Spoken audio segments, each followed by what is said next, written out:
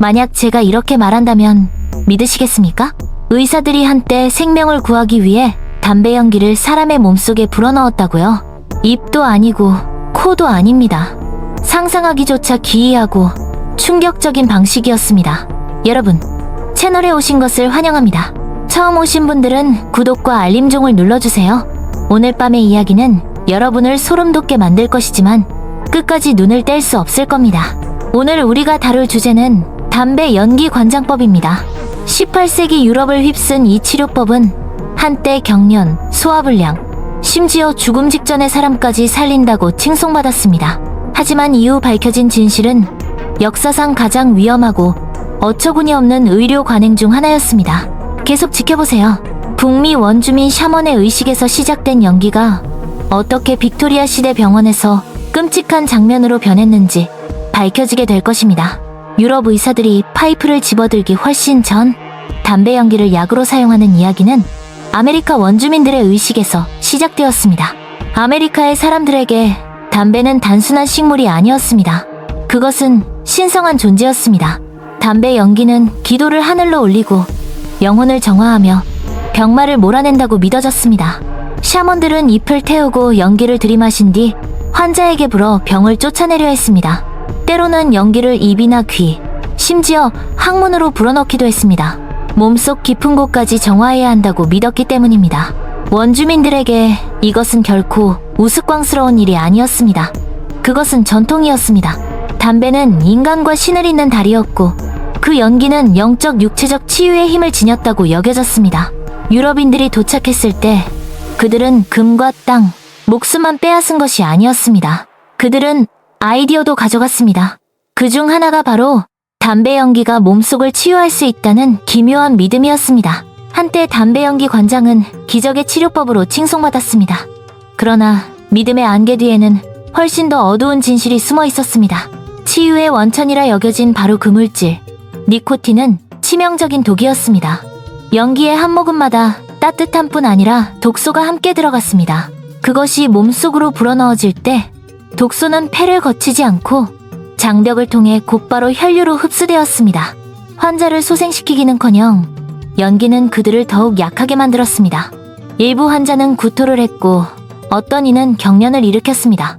기록에는 치료 도중 의식을 잃고 쓰러진 사례까지 남아있습니다.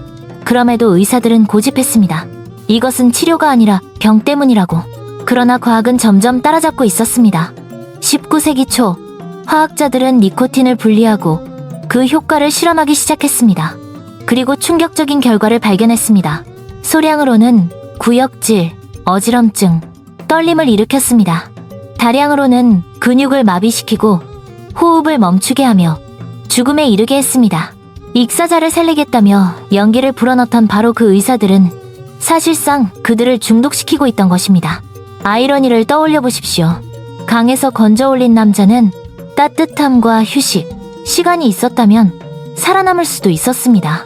그러나 연기를 불어넣는 순간 그의 운명은 결정되었습니다.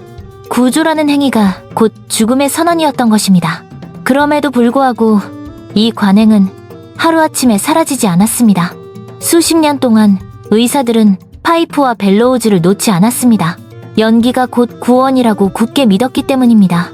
심지어 어떤 이들은 통증과 경련을 치료가 효과를 발휘하고 있다는 증거라고 주장하기까지 했습니다. 오만과 무지의 안개 속에서 담배 연기 관장은 그 진짜 얼굴을 드러냅니다. 그것은 의학이 아니라 의식화된 독이었습니다. 19세기 중엽이 되자 마침내 연기가 거치기 시작했습니다. 화학과 생리학의 발전은 담배의 거짓된 후광을 벗겨냈습니다. 연구자들은 니코틴이 약이 아니라 독이라는 사실을 의심할 여지 없이 증명했습니다.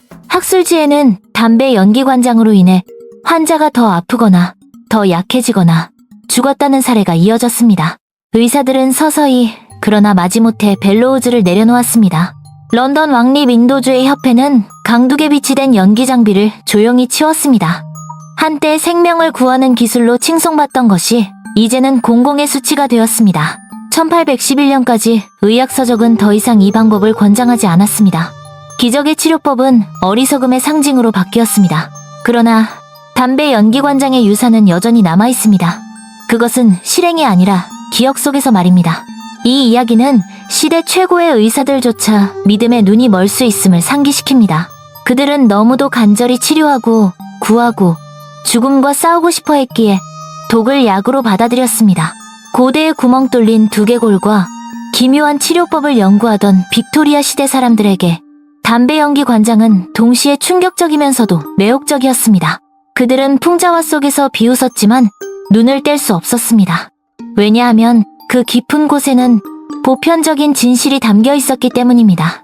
생명이 위태로울 때 인류는 아무리 기괴한 것이라도 시도한다는 사실 말입니다. 이 이야기가 우리에게 주는 교훈은 단순히 과거의 어리석음을 비웃는 것이 아닙니다. 그것은 현재에 대한 경고입니다. 오늘날 우리는 더 이상 익사자에게 연기를 불어넣지 않습니다. 그러나 지금 우리의 기적의 치료법 가운데 내일의 역사학자들이 조롱할 것은 무엇일까요? 우리의 알약, 주사, 미용 치료 중 무엇이 의식화된 도구로 기억될까요? 담배 연기 관장은 사라졌지만 그 유령은 여전히 속삭이고 있습니다. 의학은 거울과 같다고 우리의 지혜와 무지, 희망과 절망을 함께 비춘다고 말입니다. 이제 여러분은 인류 의학 역사에서 가장 기이한 장 중 하나의 진실을 알게 되었습니다.